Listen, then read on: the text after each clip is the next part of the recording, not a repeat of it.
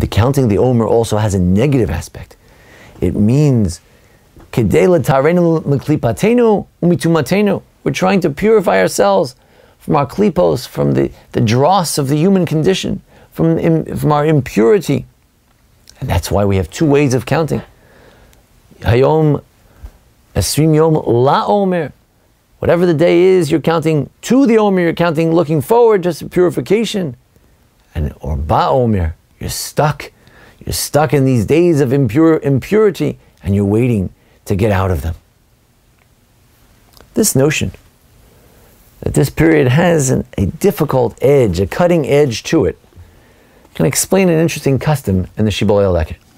That medieval work from Italy mentioned that there's a custom of women not to engage in heavy work between Pesach and Shavuos. Why? As we mentioned, this is a time of the barley offering. The barley offering reminds us of the woman of infidelity.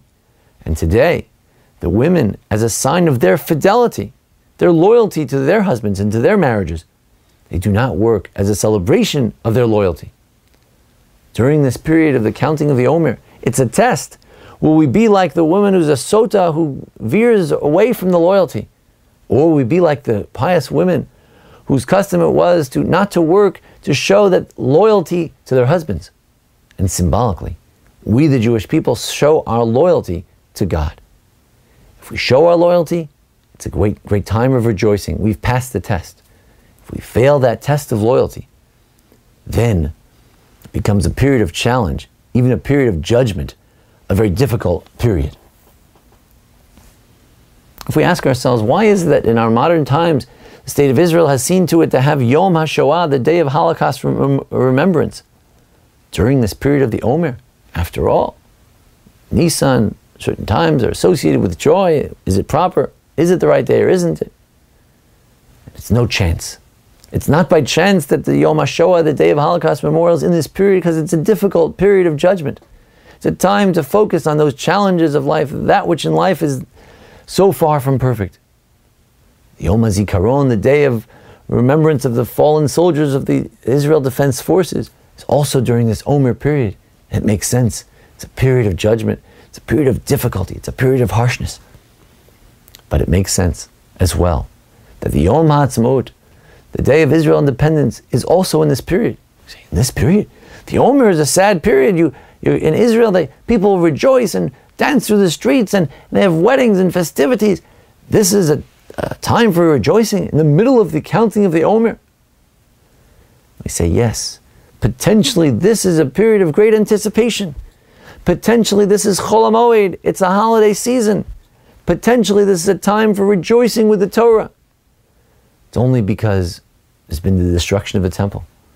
There have been the Crusades, the students of Rabbi Akiva died, the chain of the Jewish tradition was teetering and suffered great setbacks in the days of Rabbi Akiva and beyond, and in our own times. That's why we have troubles and challenges. But theoretically, this period of the Omer is a wonderful time for rejoicing. It can yet one day be a great period of rejoicing. So what is this period of the Omer? Is it a sad time, and therefore no weddings and the like? Or is it happy, like Lag BaOmer, like Jerusalem Day, like the Yom HaAtzmaut? Which one is it? Is it just a coincidence that we happen to suffer these setbacks during this particular time? Or is that the very nature of this period to begin with? And the answer is, it depends. It was meant to be a period of a test. It was meant to be a period where if we pass the test, it can be a very joyous period. But if we fail, there are grave consequences, punishments. It can be a great time. This depends on us. It's a time of climbing. It's a time when we have to do the work. And hard work is never easy. The work to get from where we are to where we want to be is never a joyous time. It's a time of tension. It's a time of worry. Are we going to make it to that wheat harvest? Are we going to make it to the receiving of the Torah? Are we going to get the Torah this time, or won't we? And that explains why this period of anxiety has been sprinkled throughout history with great judgment, severe and harsh days, difficult times. But we look forward to one day where the verse in the Psalm 30, the Tehillim, which we read every morning, Mizmor Shir Chanukas HaBayis LeDavid, Hafachta mispedi l'macholi. God will change that mispeh, the period of mourning, period where the Sefer Minhag Tov said that they didn't cut their fingernails and they didn't bathe for 7 weeks. It should turn Chafachta mispedi, that period of mourning. Tazvini simcha, God should gird my loins with joy. It should turn from sadness to joy. But that depends on us. It depends on each of us. Getting on that ladder of spirituality, getting out of the depths of impurity, and rung by rung, character trait by character trait, through hard work, perseverance, we can reach the receiving of the Torah. We can eventually turn this time from a sad time into a happy time. Thank you for joining us today. If you have any comments or questions, we'd be happy to hear from you at rabbijmf@gmail.com.